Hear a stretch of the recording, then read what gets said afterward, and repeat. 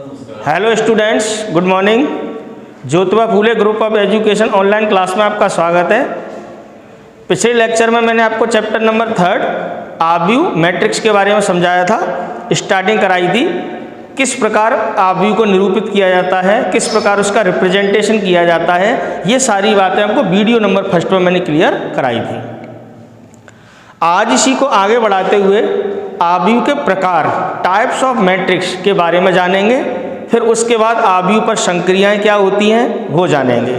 तो chapter number 3 हमारा जारी है मैट्रिक्स, और आज इसमें टॉपिक लेते हैं आव्यूह के प्रकार। तो समझना है आज चैप्टर नंबर 3 आव्यूह।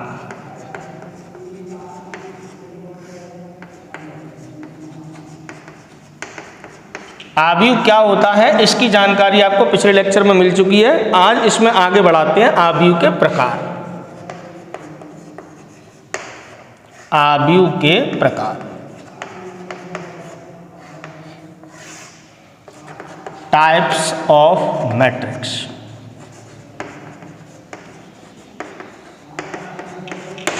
ये देखिए, तो सबसे पहले देखिए इसमें छोटे छोटे से बात बताते हैं। पंक्ति आव्यूह, पंक्ति आव्यूह इंग्लिश में कहते हैं रो मैट्रिक्स। टेक्निकल लैंग्वेज भी बताऊंगा आपको, मैथमेटिकल लैंग्वेज, सिंपल लैंग्वेज भी। तो ऐसा आव्यूह जिसमें केवल एक पंक्ति हो, स्तंभ कितने भी हो सकते हैं, ऐसा आव्यूह जिसमें केवल एक पंक्ति हो, पंक्ति आव्यूह कहलाता है। ठीक है ना। जैसे a बराबर कुछ भी लिखा 1 2 0 -1 ऐसे। अब इसमें पंक्ति कितनी है, 1, और स्तंभ कितने हैं, 4। तो ऐसा आव्यूह जिसमें केवल एक पंक्ति हो, ऐसा आव्यूह जिसमें केवल एक पंक्ति हो, एक पंक्ति हो, पंक्ति आव्यूह कहलाता है। क्लियर। टेक्निकल वे में बात करी जाएगा, अगर कोई आव्यूह AIJ टाइप का है, अगर उसका क्रम m क्रॉस n है तो m का मान 1 होना चाहिए। ये देखिए, मतलब उसकी कोटि 1 क्रॉस n होनी चाहिए। पंक्ति एक, स्तंभ कितने भी हो सकते हैं, तो उसी आव्यूह को कहते हैं हम पंक्ति आव्यूह। क्लियर है। इसके बाद देखते हैं स्तंभ आव्यूह। स्तंभ आव्यूह, कॉलम मैट्रिक्स, कॉलम्स मैट्रिक्स।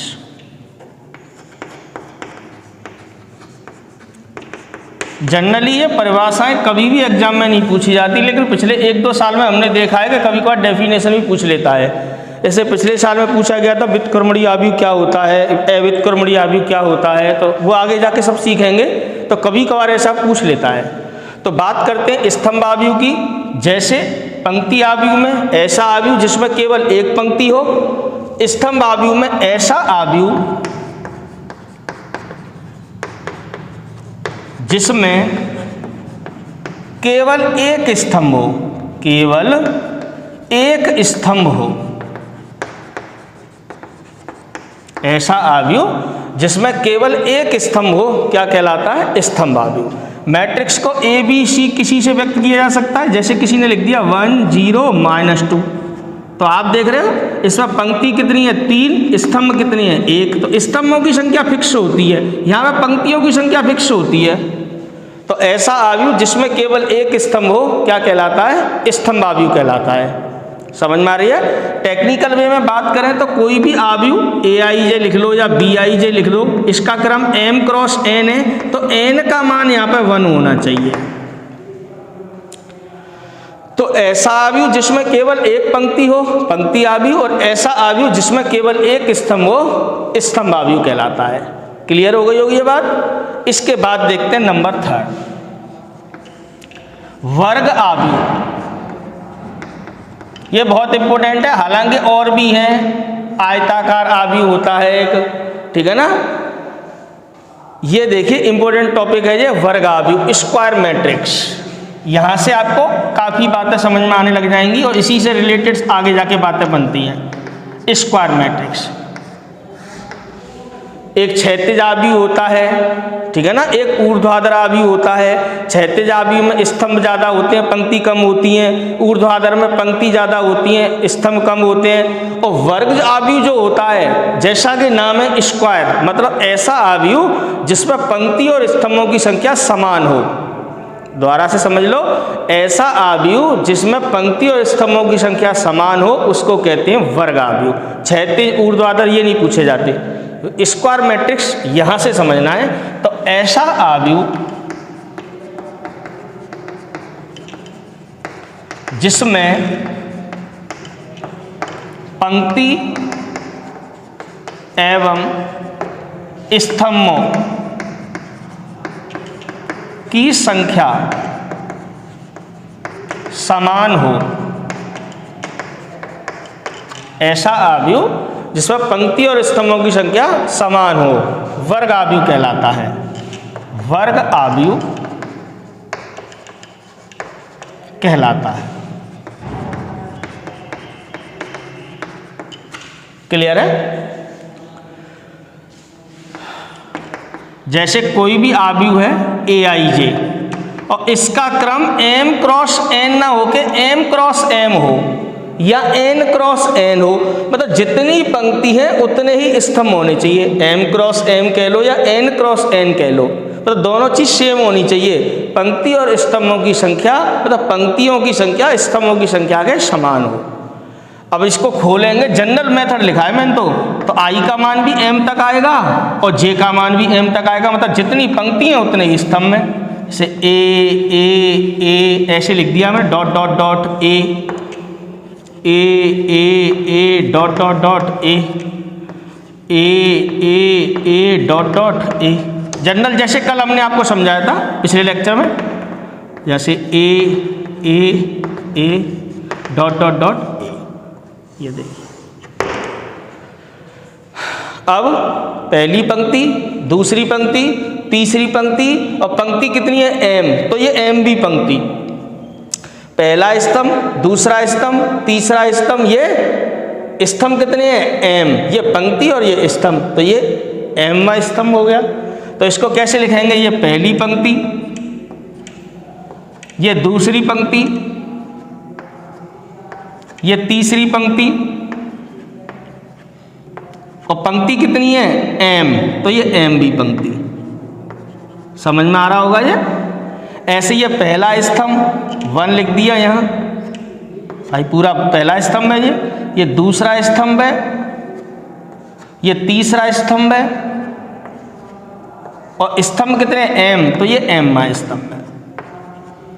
तो देखो जब m आ गया ना, मतलब m पंक्ति है और m ही स्तंभ है। बात समझ में आ रही होगी? तो ऐसा आव्यूह जिसमें पंक्ति और स्तंभों की संख्या समान हो, उसी आव्यूह को हम क्या कहते हैं? वर्ग आव्यूह। ध्यान से समझनी है एक बात और, इस वर्ग आव्यूह में बाएं कोने के ऊपरी सिरे से दाएं कोने के निचले सिरे को मिलाने वाले अवयव, ये देखो, बाएं कोने के ऊपरी सिरे से दाएं कोने के निचले सिरे को मिलाने वाले ये जो अवयव हैं, ये जो एलिमेंट है, इसको हम कहते हैं मुख्य विकर्ण।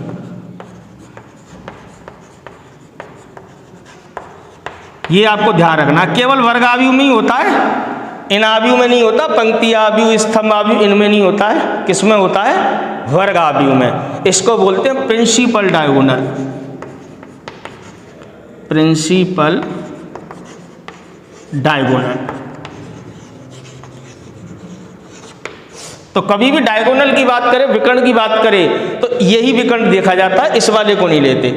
कहने का मतलब बाएं कोने के ऊपरी सिरे से दाएं कोने के निचले सिरे को मिलाने वाले जो अवयव होते हैं, उसी को हम कहते हैं विकर्ण, या कह सकते हो मुख्य विकर्ण। समझ में आ रहा है? किसमें बनता है ये?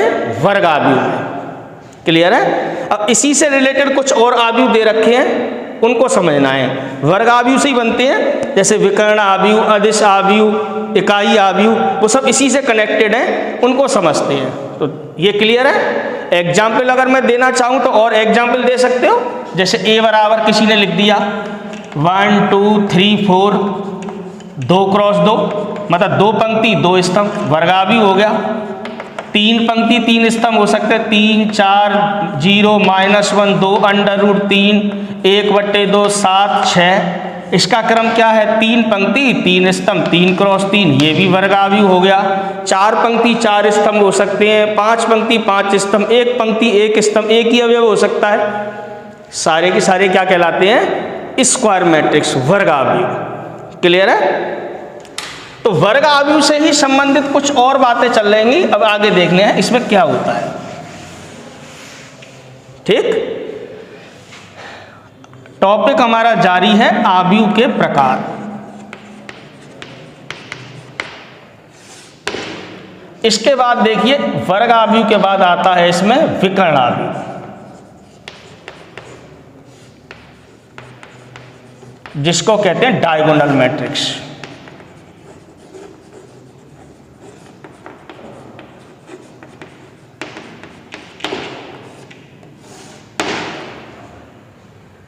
ठीक है ना, वर्गाव्यूह समझ में आ गया होगा। तो विकर्णाव्यूह क्या होता है? यहीं से बनता है, वर्गाव्यूह से।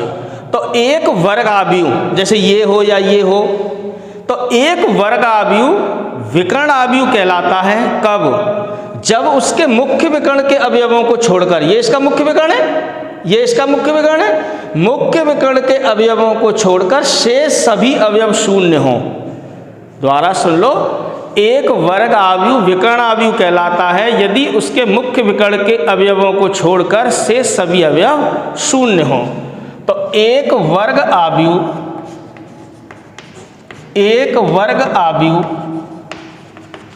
विकर्णाव्यूह कहलाता है, विकर्णाव्यूह कहलाता है यदि उसके मुख्य विकर्ण के अवयवों को, मुख्य विकर्ण के अवयवों को छोड़कर शेष सभी अवयव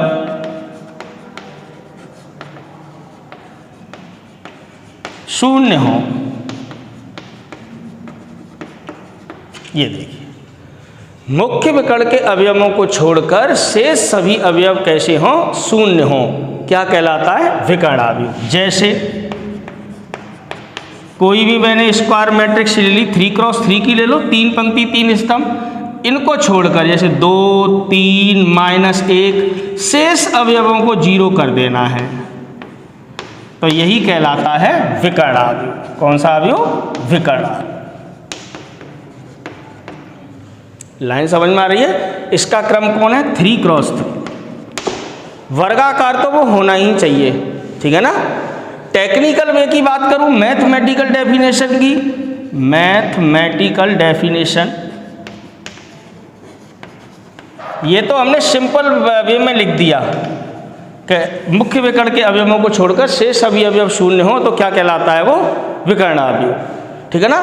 टेक्निकल बात करी जाए तो अगर कोई वर्गाव्यूह है AIJ, इसके एलिमेंट हैं M क्रॉस M है, तो ये आव्यूह A जो कि वर्गाव्यूह है, वर्गाव्यूह A विकर्णाव्यूह होगा, विकर्णाव्यूह होगा यदि, कैसे? ये जो एलिमेंट हैं इनकी क्या खासियत होनी चाहिए? ये देखो कि AIJ का मान, ध्यान से समझना, AIJ का मान 0 नहीं होना चाहिए। कब? जब I बराबर है J के। और AIJ का मान 0 होना चाहिए कब? जब I is not equal to J। तुम कहोगे ये बात क्या लिख दी, ये समझ में नहीं आई, तो समझेंगे। विकर्णाव्यूह का उदाहरण मैंने आपको दिया है। अच्छा एक बात बताओ, इसके अवयवों का स्थान क्या है? ऐसे ही तो है, A11 A12 A13 A21 A22 A23 A31 A32 A33। ये देखें, m क्रॉस m का मतलब कुछ भी हो सकता है, 3 क्रॉस 3, 4 क्रॉस 4, 2 क्रॉस 2, 1 क्रॉस 1, ऐसे। क्या लिखाया है? अब देखो ये I है, ये J है, पहली पंक्ति पहला स्तंभ, दूसरी पंक्ति दूसरा स्तंभ, तीसरी पंक्ति तीसरा स्तंभ। यहाँ I बराबर J है। अरे ये अवयवों को AIJ तो लिखा जाता है, ये IJ तो पढ़ा जाता है। यहाँ I का मान J के बराबर है, I का मान J के बराबर है, I का मान J के बराबर है। तो क्या लिखा है? जब I का मान J के बराबर हो तो उस अवयव की वैल्यू 0 नहीं होनी चाहिए। तो इनका मान 0 नहीं होना चाहिए। जैसा कि आप यहाँ देखो, A11 का मान 0 नहीं है, A22 का मान 0 नहीं है, और A33 का मान भी 0 नहीं है। अगली लाइन क्या लिखी है? जब I का मान J के बराबर नहीं हो तो AIJ की वैल्यू कितनी होनी चाहिए? 0। मतलब उस अवयव की वैल्यू कितनी होनी चाहिए? 0। तो देखो ये I है, ये J है, 1 2 के बराबर होता है क्या? नहीं, मतलब I J के बराबर नहीं है, और I J के बराबर नहीं है तो उस अवयव का मान कितना होना चाहिए? 0। तो A12 का मान देखो कितना लिखा है मैंने? 0। मतलब I J के बराबर नहीं है तो उसकी वैल्यू कितनी हो गई? 0। I J के बराबर नहीं है तो वैल्यू कितनी लिख दी? 0। I J के बराबर नहीं है, वैल्यू कितनी लिख दी? 0। समझ में आ गया होगा? तो ये टेक्निकल डेफिनेशन है, मैथमेटिकल डेफिनेशन है। तो अगर कोई स्क्वायर मैट्रिक्स है, वर्ग आव्यूह है, तो वो विकर्ण आव्यूह कब बन जाएगा? जब इस अवयवों की ये खासियत होनी चाहिए कि इसका मान AIJ का मान 0 नहीं हो। कब? जब IJ के बराबर है। मतलब देखो, ये देखो, मतलब मुख्य विकर्ण के अवयव शून्य नहीं होने चाहिए, ठीक है ना। और बाकी सारे अवयव जब IJ के बराबर नहीं है तो उसकी वैल्यू कितनी होनी चाहिए? 0। देखो समझने वाली बात है और कुछ नहीं है। ये मैंने सीधी सिंपल लैंग्वेज में लिखा है, ये थोड़ी मैंने मैथमेटिकल डेफिनेशन लिख दी है। तो वर्ग आव्यूह से क्या बना? विकर्ण आव्यूह। आगे समझते हैं। देखो इसके बाद आता है अदिश आव्यूह। सब एक दूसरे से कनेक्टेड हैं।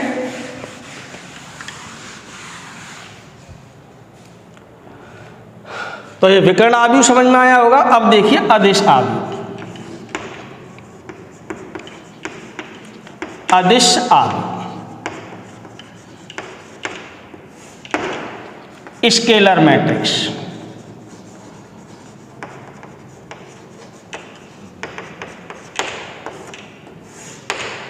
अदिश आव्यूह क्या होता है इसके बारे में समझते हैं। तो अदिश आव्यूह यहां से भी स्टार्ट किया जा सकता है और वर्ग आव्यूह से। तो यहीं से स्टार्ट कर लेते हैं। एक विकर्ण आव्यूह। अब जैसे ही विकर्ण आव्यूह बोला तो ये तो समझ में आ गया। क्या समझ में आ गया? कि वो वर्गाकार है और उसके मुख्य विकर्ण के अवयवों को छोड़कर शेष अवयव कैसे हैं? शून्य हैं, ठीक है ना। तो ये बात इसमें इंक्लूड हो गई।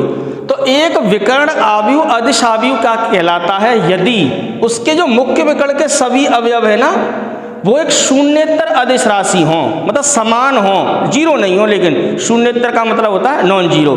जैसे यहाँ पर 2 लिखा है तो यहाँ पर भी 2, यहाँ पर भी 2, यहाँ 3 लिखा है तो यहाँ पर भी 3, यहाँ पर भी 3, यहाँ -1 है तो यहाँ पर भी माइनस, मतलब सेम होने चाहिए जे, लेकिन 0 नहीं होने चाहिए। लाइन समझ में आ गई? अगर सभी अवयव 0 0 हो गए तो वो शून्य आव्यूह कहलाएगा। वो अगली कड़ी में आपको समझा दूंगा। समझ में आ रही है नहीं आ रही बात? तो एक विकर्ण आव्यूह, मतलब यहां से स्टार्ट कर रहे हैं। एक विकर्ण आव्यूह, एक विकर्ण आव्यूह अदिश आव्यूह कहलाता है।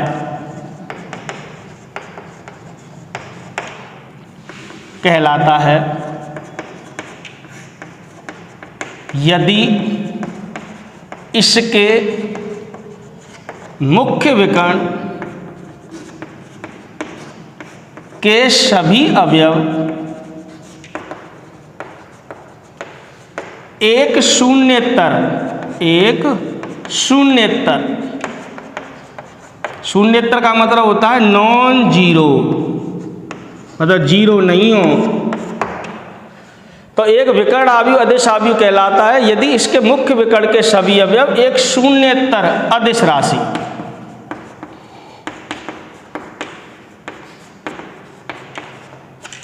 मतलब इसके मुख्य विकर्ण के अवयव एक शून्येतर अदिश राशि हों।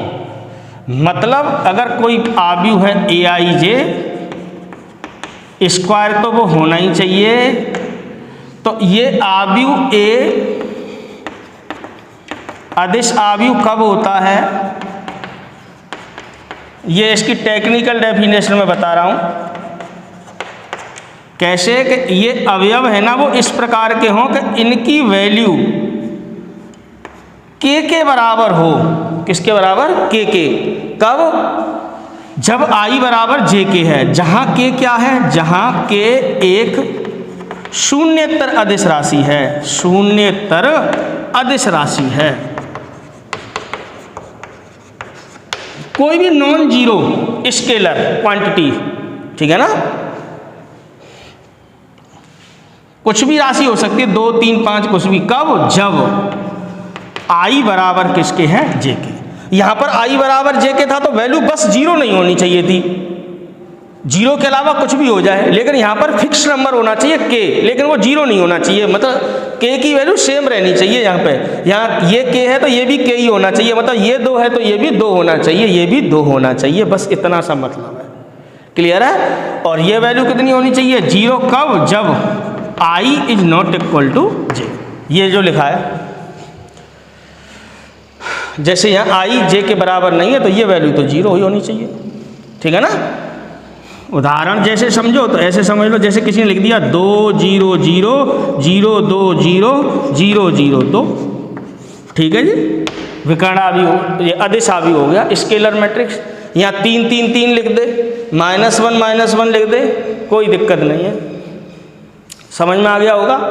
तो वर्ग आव्यूह से बना विकर्ण आव्यूह और विकर्ण आव्यूह से बन गया अदिश आव्यूह, ठीक है ना। आप ऐसे भी बोल सकते हो विकर्ण आव्यूह को छोड़कर, ये मत बोलो विकर्ण आव्यूह, बोलो एक वर्ग आव्यूह अदिश आव्यूह कहलाएगा यदि उसके मुख्य विकर्ण के सभी अवयव एक शून्येतर अदिश राशि हो तथा शेष सभी अवयव शून्य हो। यहाँ पर मैंने बोला ही नहीं शेष सभी अवयव शून्य हो, क्यों नहीं बोला, क्योंकि ये परिभाषा यहाँ से कनेक्ट करिए विकर्ण आव्यूह से। विकर्ण आव्यूह में तो शेष अवयव शून्य होते ही होते हैं, ठीक है ना। तो परिभाषा से परिभाषा कनेक्ट कर रखी है, उससे कोई दिक्कत नहीं आती, ठीक है ना। इसके बाद जो इसमें इंपॉर्टेंट आता है ना, वो आता है इकाई आव्यूह।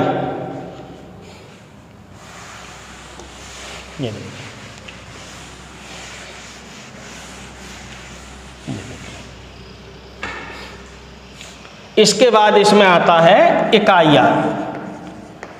इकाई या कह सकते हो तत्समक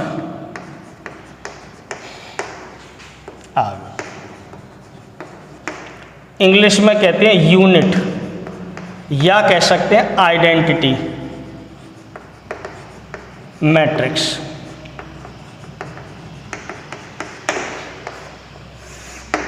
इकाई या तत्समक आव्यूह, क्लियर है। इकाई आव्यूह क्या होता है, यहीं से बन जाता है, या वर्ग आव्यूह से ही बन सकता है। तो एक अदिश आव्यूह, अदिश आव्यूह बोल दिया मतलब ये सभी अवयव समान होने चाहिए, जीरो नहीं होने चाहिए, और बाकी सभी अवयव जीरो होने चाहिए। लेकिन जो समान अवयव है ना, ये 2 2 2 या 3 3 3 या -1 -1, इनकी वैल्यू 1 होनी चाहिए, मतलब समान वैल्यू कितनी होनी चाहिए, 1 यूनिट होनी चाहिए, इकाई होनी चाहिए, ठीक है ना। बस ये 1 1 1 अगर हो गया फिक्स, तो ये क्या बन जाएगा, अदिश आव्यूह, इकाई आव्यूह। तो एक अदिश आव्यूह, एक अदिश आव्यूह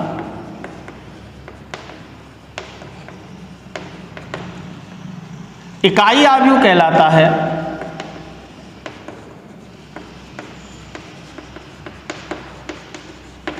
यदि एक अदिश आव्यूह इकाई आव्यूह कहलाता है यदि इसके मुख्य विकर्ण के सभी अवयव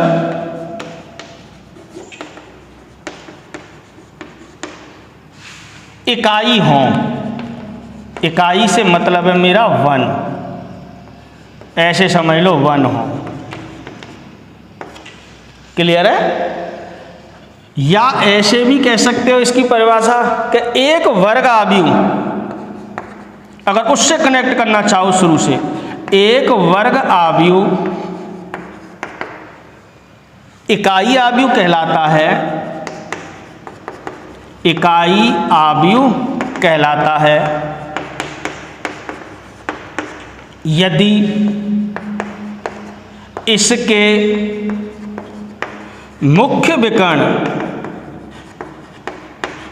के सभी अवयव, यदि इसके मुख्य विकर्ण के सभी अवयव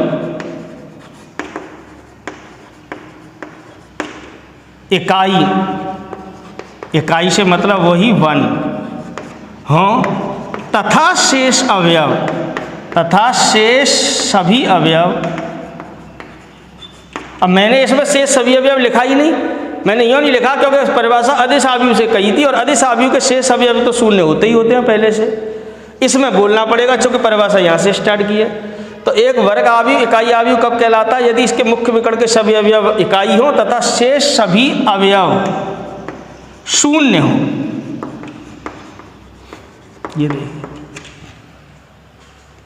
बात समझ में आ गई होगी। और एक बात और नोट डाल के, इकाई आव्यूह को सदैव हमेशा कैपिटल आई, ठीक है ना।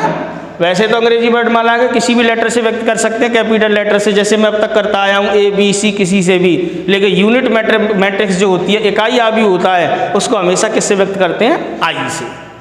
तो आई से व्यक्त करते हैं, ये ध्यान रखना। जैसे आई बराबर लिख दिया किसी ने 1 0 0 1, किसी ने लिख दिया 1 0 0 0 1 0 0 0 1। ये 2 क्रॉस 2 का है, 3 क्रॉस 3 का है। तो इनको शॉर्ट में हम बोल देते हैं I2। पूरा लिखने की जरूरत नहीं है 2 क्रॉस 2। वर्गाकार में केवल एक ही अगर आपने लिखा है तो समझ जाएगा 2 क्रॉस 2 है। यहाँ का मतलब ये 2 क्रॉस 2 का इकाई आव्यूह है, मतलब इसमें 2 पंक्ति और 2 स्तंभ हैं। ये I3 मतलब तृतीय कोटि का है, कहने का 3 पंक्ति 3 स्तंभ में। 4 कोटि का हो तो हम इसको ऐसे लिखेंगे 1 0 0 0 0 1 0 0 0 0 1 0 0 0 0 1। ये 4 क्रॉस 4 का है। तो किसी ने I4 लिख दिया, हम समझ जाएंगे ये क्या है? 4 क्रॉस 4 कोटि का इकाई आव्यूह है। बात समझ में आ गई होगी। तो वर्ग आव्यूह से बनता है अदिश आव्यूह, सॉरी विकर्ण आव्यूह, विकर्ण आव्यूह से अदिश आव्यूह और अदिश आव्यूह से इकाई आव्यूह। वर्ग आव्यूह में क्या होता है? पंक्ति और स्तंभों की संख्या समान होती है और ऊपरी कोने से निचले कोने के, बाएं कोने के ऊपरी सिरे से दाएं कोने के निचले सिरे को मिलाने वाले अवयव मुख्य विकर्ण कहलाता है। वर्ग आव्यूह से क्या बनाता? विकर्ण आव्यूह। ऐसा आव्यूह जिसमें मुख्य विकर्ण को छोड़कर, ऐसा वर्ग आव्यूह जिसके मुख्य विकर्ण को छोड़कर शेष सभी अवयव शून्य हो, उसे कहते हैं हम विकर्ण आव्यूह। और विकर्ण आव्यूह से बनाता अदिश आव्यूह। तो एक विकर्ण आव्यूह अदिश आव्यूह कहलाता है यदि इसके मुख्य विकर्ण के सभी अवयव एक शून्येतर अदिश राशि हों। या एक वर्ग आव्यूह अदिश आव्यूह कहलाता है यदि इसके मुख्य विकर्ण के सभी अवयव एक शून्येतर अदिश राशि हों तथा शेष सभी अवयव शून्य हों। और इस अदिश आव्यूह से बना आइडेंटिटी मैट्रिक्स ऐसा अदिश आव्यूह जिसके मुख्य विकर्ण के सभी अवयव इकाई हों और शेष अवयव शून्य हो, कहने की जरूरत नहीं क्योंकि अदिश बोल दिया। अगर ऐसे ना बोल रहे हो, वर्ग आव्यूह से बोल रहे हो, तो एक वर्ग आव्यूह इकाई आव्यूह कहलाता है यदि इसके मुख्य विकर्ण के सभी अवयव इकाई हों तथा शेष सभी अवयव शून्य हों। और ध्यान रखना, इकाई आव्यूह को सदैव, यूनिट मैट्रिक्स को सदैव किससे व्यक्त करना है? कैपिटल आई से, ठीक है ना। अगर I2 लिख दिया मतलब द्वितीय कोटि का है, I3 तृतीय कोटि का है। क्लियर है? इसमें कुछ और आते हैं। एक चीज और बता रहा था मैं, अभी कह रहा था ना शून्य आव्यूह। शून्य आव्यूह के बारे में आप खुद ही समझदार हो। ऐसा आव्यूह जिसका प्रत्येक अवयव शून्य हो, पंक्ति और स्तंभों की संख्या कुछ भी हो सकती है उसमें, उससे कोई फर्क नहीं पड़ता, ठीक है ना। शून्य आव्यूह, शून्य आव्यूह इंग्लिश में कहते हैं जीरो मैट्रिक्स।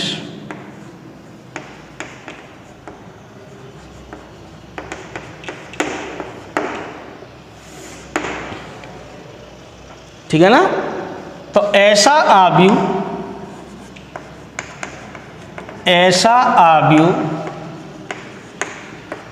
जिसमें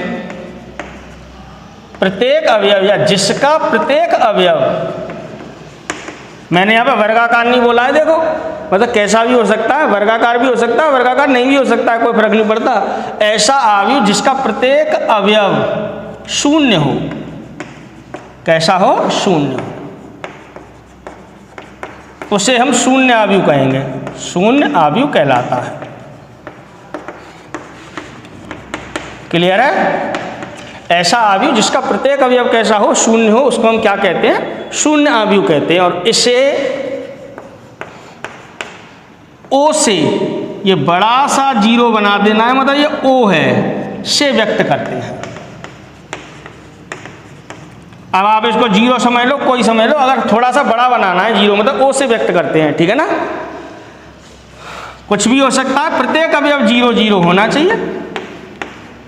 ये देखो, कोई भी जरूरी नहीं हो वर्गाकार हो भी सकता है, नहीं भी हो सकता। इसी को कहते हैं शून्य आव्यूह। क्या कहते हैं? शून्य आव्यूह। तो ऐसा आव्यूह जिसका प्रत्येक अवयव शून्य हो, शून्य आव्यूह कहलाता है। आप ये मत समझना इसका रिजल्ट शून्य होता है, या आव्यूह का देखो किसी का भी कोई मान नहीं होता, ठीक है ना। आव्यूह को तो एक रिप्रेजेंट किया जाता है, इसकी कोई निश्चित राशि नहीं होती है, ठीक है ना। आव्यूह से बनता है सारणिक, वर्ग आव्यूह से। उस सारणिक का मान निश्चित होता है, जबकि आव्यूह का मान निश्चित नहीं होता है। आव्यूह का कोई मान नहीं होता, ऐसे समझ लेना आप, ठीक है ना। इसके बाद इसमें आगे बढ़ाते हैं, हालांकि आपकी बुक में तो नहीं दे रखा है, एक आता त्रिभुजाकार, ट्रायंगुलर मैट्रिक्स। बता देता हूं मैं, कोई दिक्कत नहीं, हालांकि तुमसे पूछा नहीं जाएगा। त्रिभुजाकार अब ट्रायंगुलर मैट्रिक्स,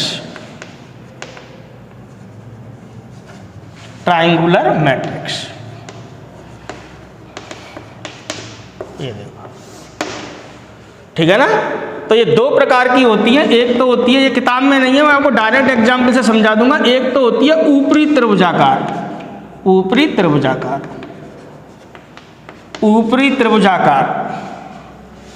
आव्यूह, इसको कहते हैं अपर ट्रायंगुलर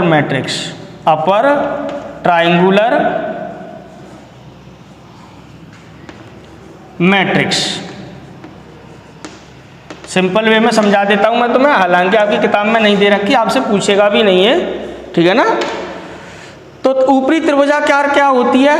एक वर्ग आव्यूह, वर्गाकार तो दो को वो होना ही चाहिए, चाहे 2x2 कोटि का हो या 4x4 का ही हो, 3x3 का हो। तो एक वर्ग आव्यूह ऊपरी त्रिभुजाकार आव्यूह कहलाता है यदि उसके मुख्य विकर्ण के नीचे के सभी अवयव शून्य हो, ठीक है ना। मुख्य विकर्ण के नीचे के, तुम कहोगे ये ऊपरी है, हाँ, ऊपरी त्रिभुजाकार में नीचे के अवयव शून्य होते हैं और निचले त्रिभुजाकार आव्यूह में ऊपर के, उल्टा चलता है, ठीक है ना। ये सारे अवयव कुछ भी हो सकते हैं, 2, 3, 4, -1, 0, 4, 1, 3, 0, 0, 0, ठीक है ना। ऐसे -1, 0, 3। तो देखो ये तो हो गया इसका मुख्य विकर्ण। और मुख्य विकर्ण के नीचे के ये देखो सारे अवयव है, ये कैसे हो गए? शून्य। तो इसी को कहते हैं हम अपर ट्रायंगुलर मैट्रिक्स, ऊपरी त्रिभुजाकार आव्यूह। और एक होता है निम्न त्रिभुजाकार आव्यूह, निम्न त्रिभुजाकार आव्यूह।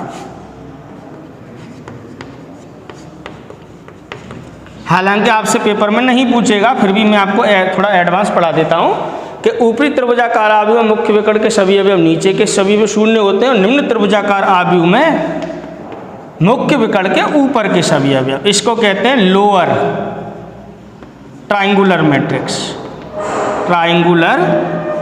मैट्रिक्स। ठीक, बिल्कुल सेम है। मुख्य विकर्ण के ऊपर के सभी अवयव शून्य हो, ठीक है ना। ऐसे 2, 0, 0, 0, है ना, 3, -1, है ना, 0, 0, 4, 2, है ना, 1, 0, 5, 7, 6, 3, ऐसे। तो ये मुख्य विकर्ण हो गया। और मुख्य विकर्ण के ऊपर के सभी अवयव कैसे हो गए? शून्य। तो ये कहलाता है निम्न त्रिभुजाकार और ये कहलाता है ऊपरी त्रिभुजाकार। बात समझ में आ रही होगी, कनेक्ट हो रही होगी दिमाग में, तो क्लियर है। ये त्रिभुजाकार आव्यूह में ऊपरी त्रिभुजाकार और निम्न त्रिभुजाकार। अब इसका जो मोस्ट इंपोर्टेंट टॉपिक है वो जहाँ से सवाल आते हैं वो मैं स्टार्ट कर रहा हूँ। आव्यूह की समानता या आव्यूहों में समानता या समान आव्यूह समझ लो आप।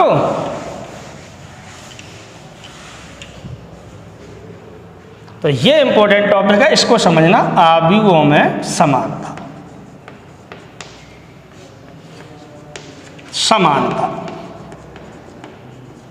इक्वलिटी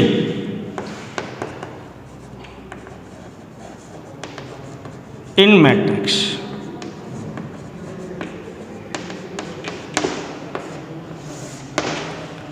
आव्यूह में समानता मतलब समान आव्यूह समझ लो आप, सिंपल वे में समान आव्यूह।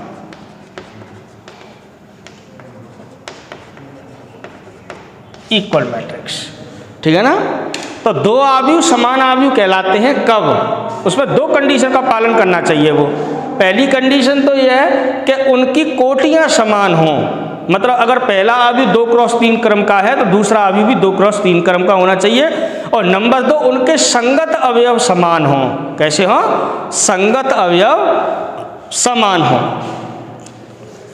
तो दो आव्यूह,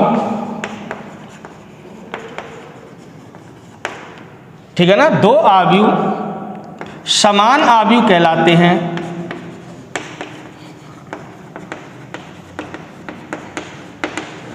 यदि नंबर 1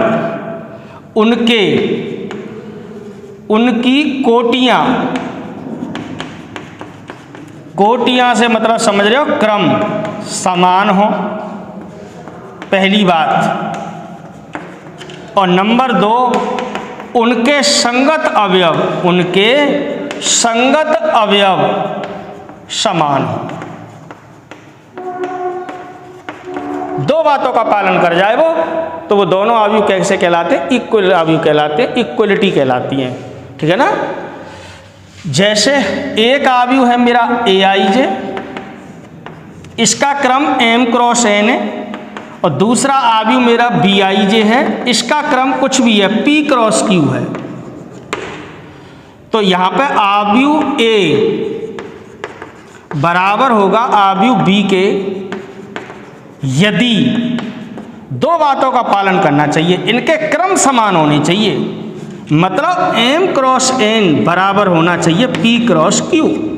मतलब अगर ये 2x3 है तो ये भी 2x3 होना चाहिए, ये 4x4 है तो ये भी 4x4 होना चाहिए। और दूसरी बात क्या कि Aij का मान Bij के मान के बराबर हो, मतलब इसका पहली पंक्ति का पहला स्तंभ का अवयव इसकी पहली पंक्ति के पहले स्तंभ के अवयव के बराबर हो, मतलब A11 B1 के बराबर, A12 B12 के बराबर, इस प्रकार हो तो वो दोनों आव्यूह क्या कहलाते हैं? इक्वल मैट्रिक्स कहलाती हैं। तो इस पर तो क्वेश्चन काफ़ी बार पूछा भी गया है। जैसे मैं आपको बुक का ही सवाल कराता हूँ तो आपकी समझ में आने लगेंगे। तो इस प्रकार का क्वेश्चन वो अक्सर करके पूछ लेता है, छोटा छोटा सा, ठीक है ना। तो देखो मैं आपको एक छोटा सा क्वेश्चन कराता हूँ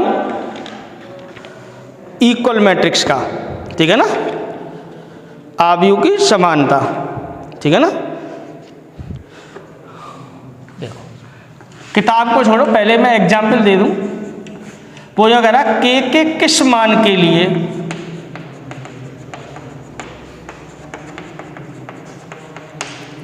आव्यूह A तथा B समान है। और आव्यूह बना के दे दिया उसने, ठीक है ना। ऐसे यहाँ पर लिख दिया k 2 3 5, ठीक है ना। यहाँ पर लिख दिया आव्यूह B के अंदर 1 2 3 6 माइनस k लिख दिया। समझ में आ रहा है? अब जरा k का मान पूछा, k के किस मान के लिए ये दोनों मैट्रिक्स इक्वल हैं, समान हैं, ठीक है ना। तो देखो, तो भाई दो आव्यूह समान कब होते हैं? दो बातें होनी चाहिए, उनके क्रम समान होने चाहिए। तो क्रम तो मुझे समान दिखाई दे रहे हैं,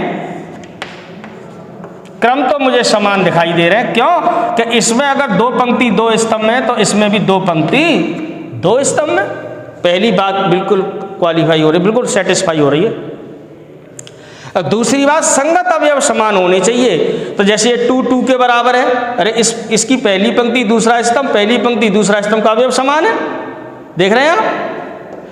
दूसरी पंक्ति पहला स्तंभ, दूसरी पंक्ति पहला स्तंभ बराबर है, तो ये अवयव भी तो समान होने चाहिए। ये अवयव इसके बराबर, ये अवयव इसके बराबर। तो क्या करेंगे आप? कुछ नहीं करना, दोनों ओर संगत अवयवों की तुलना करा देंगे। संगत अवयवों की तुलना करने पर तो k बराबर सीधा दिखाई दे रहा है 1 हो गया, यही आंसर हो गया। या यहाँ से चेक करना चाहो तो 5 बराबर क्या हो गया 6 माइनस के, अरे ये इसके बराबर होना चाहिए, इसके बराबर। इससे सॉल्व करोगे तो k इधर आएगा 6 माइनस 5, तो k बराबर क्या आएगा 1 आएगा। आ गई समझ में बात आपके। तो k के किस मान के लिए ये दोनों मैट्रिक्स इक्वल है, k बराबर 1 के लिए।